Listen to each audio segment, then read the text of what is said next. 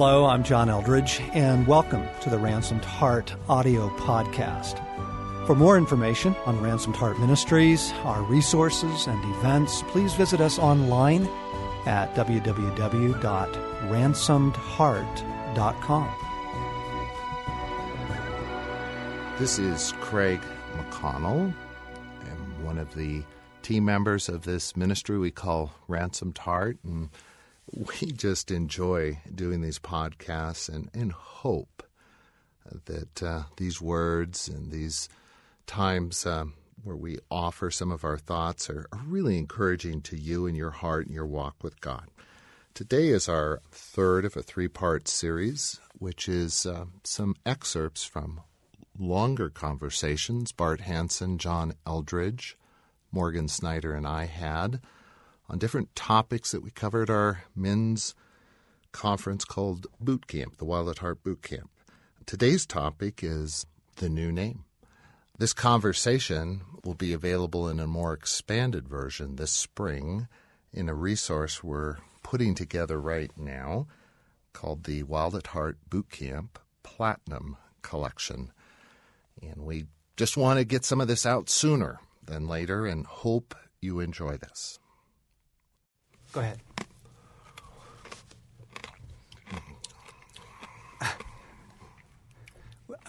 For those of you who just tuned in and you're wondering how we're starting this CD, Craig is eating corn nuts. No, it's a whorehound. Craig is chewing some sort of lozenge, and we caught him off guard, threw the ball to him. And I swung and missed. But I'm not a seagull. There's a place for you, Craig. It's not shortstop, but it's important. Yeah, they have nice white underbellies. It's kind of like you. You know, I think at boot camp we send the guys out for some time with God, and we emphasize that God does want to speak and give us a hint and a tip as to who we are and what the identity he's given us, that he's bestowed upon us. But as we know, some guys come back and God has truly spoken. Mm-hmm. And it's phenomenal. And then there's guys that go out and they don't hear anything at all. Right. What do you say to that guy, to those men? Yeah, okay. Let's dismantle a couple things right out of the gate. The first off is the whole idea of a new name is a picture of validation. Mm-hmm. Now, here's where we're coming from. In the flow of boot camp, which we really have built around the flow of a man's journey, you have to deal with the wound first. You have to, because no amount of clarity, encouragement, good teaching, direction, guidance from God, none of that is going to help you while you are still deeply wounded. Mm-hmm. And so you've got to go there. So in the afternoon on Friday, that's why we deal with the wound. And then this session is really just part 2 of that. I wish we could literally do them back to back, but in the flow of the weekend, as you remember, there's dinner in between. But when Craig gets up there to talk about this, what we're saying now is you received a lot of wounds in your life, and those wounds gave you an identity. They gave you names, so to speak. Maybe not literally names, but you believe certain things about yourself, and it's crippling your ability to live like a man. Okay? And so when we talk about a new name, we're not literally meaning only like one name, like you get a name and like you're all good from there. What we're describing is now we need God to speak to us what's true about us. We need his validation. Yeah. We need his love. We need his affirmation. And it comes to us. So that's the first point I want to make, is that this is part of the healing process. God reframing the way you see yourself. Mm-hmm. And every man needs validation. Every man. Now, getting a name may be a really rich way that some of that validation comes. But can we just clarify that? It's not all just about a name, okay? And secondly, the other thing I want to clarify is, right, it doesn't happen for everybody at boot camp. It's a process. Yes. A process of validation and initiation and love and comfort and intimacy and more healing from God. So I just don't want to have a caricature out there, that we've set up this idea of you deal with your wound, you're good to go. You get a new name, now you know who you are. Yeah. Right. And it's all done. Yeah.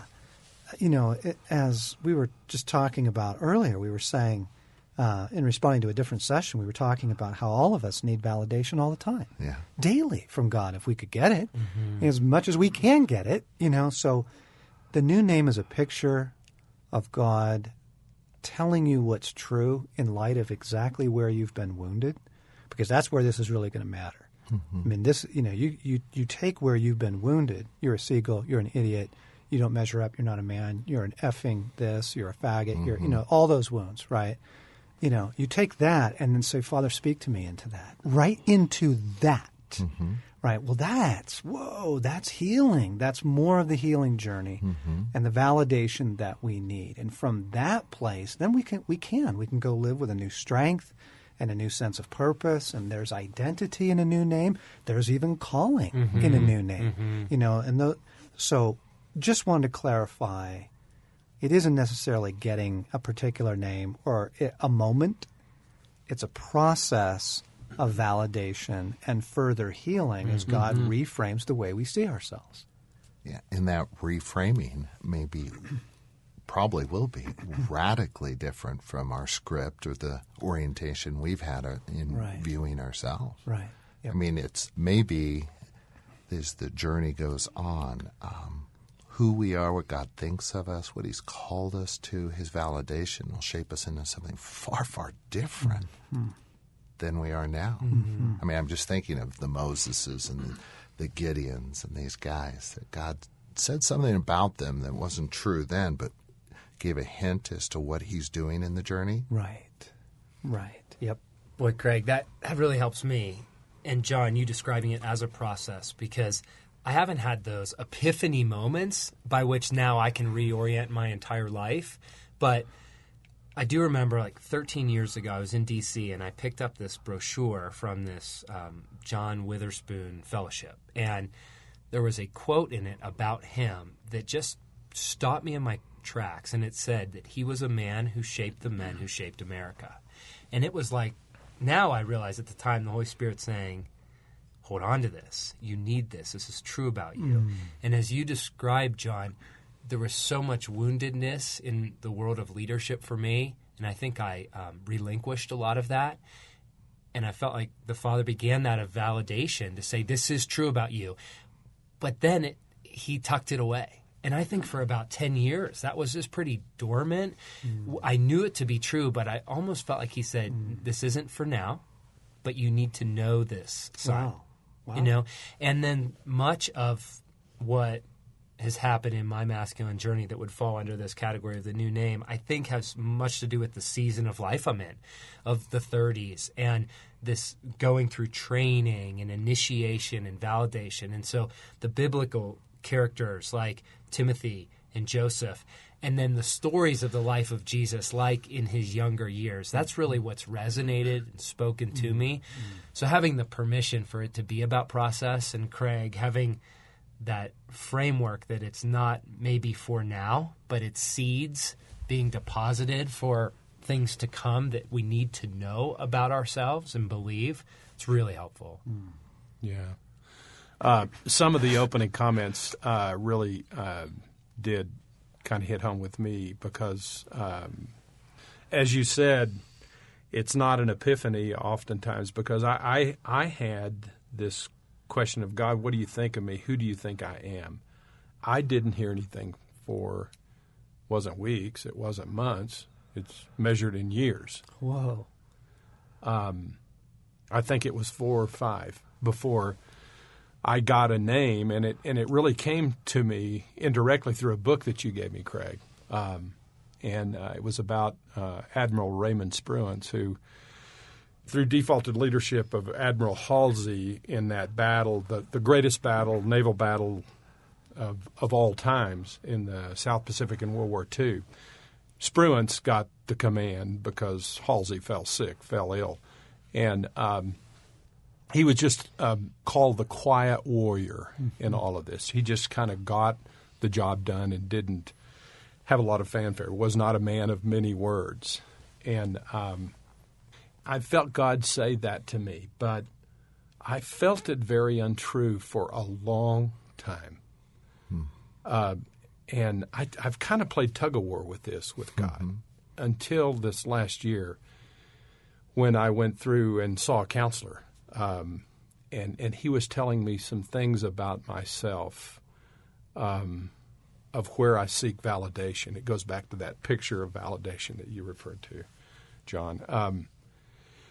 And he said, Bart, you look for significance and you get your validation from other men by seeing what you do.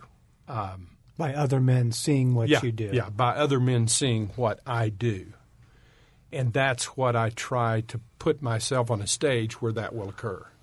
And so my life at Ransom Heart is, for those of you who don't know, I'm oftentimes in the field, working alone, connecting with guys. My battles, for the most part, are unseen. Right. And where God has taken me in this, and he's winning this tug-of-war because it's coming back that God, wait. God is winning the tug of war. Yeah. Imagine that part. Jury's still out. But he's saying that that's what's true of you. He said, you don't need your battles to be in front of other men to get my validation. My validation comes from me.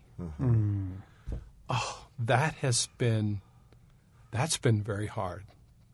A very, very hard thing to learn. But it came through this name that I didn't want to receive. But now it's coming back, and it's ringing true. And that, like I say, that has not been a process of months. That has been a process of years for me. Okay, so the guys are getting this, I think. They're getting it, that there's a lot to be heard in a name. And a name can, it can reframe the way you see yourself. It can include mission to it. Let me give one more example of that. So years and years and years ago, as I was writing Wild at Heart, so this is 10 years ago, I was reading Thoreau, and I was looking for that famous quote, most men lead lives of quiet desperation. So I picked up Walden, and I'm thumbing through it, trying to find that quote to make sure I get it right. And I also want to read the context. And what's amazing is the context of that. Just so people understand the history of this, William Wilberforce was a man who basically led the movement in England to abolish the slave trade. So you had slavery in the United States and in the Caribbean, but it was being fueled by the English shipping them over. So you stop the trade, you cut off the flow. And so that's Wilberforce. Anyway, I'm reading along through Thoreau, and what he's describing is men leading lives of quiet desperation. But then he goes on to say what we need is a Wilberforce to free the hearts of men. And something in me just leapt inside and said, I want to be that. I want to be that. Now, that was before most of this unfolded with Ransomed Heart. Wild at Heart hadn't come out yet. And so there was an internal yes, something in you that resonates with it. So there can be something very powerful in a name or in an identity. You watch a movie and you go, I want to be that guy. I want to be that guy. Very powerful for God to say, you are that guy. Yeah. Thank you for joining us these last 3 weeks on this series of conversations the four of us had here at Ransomed Heart, and look forward to sharing more on these topics and other topics in future podcasts, and hope you'll join us for those. If you would like any information about Ransomed Heart, go to ransomedheart.com. Invite you to check us out.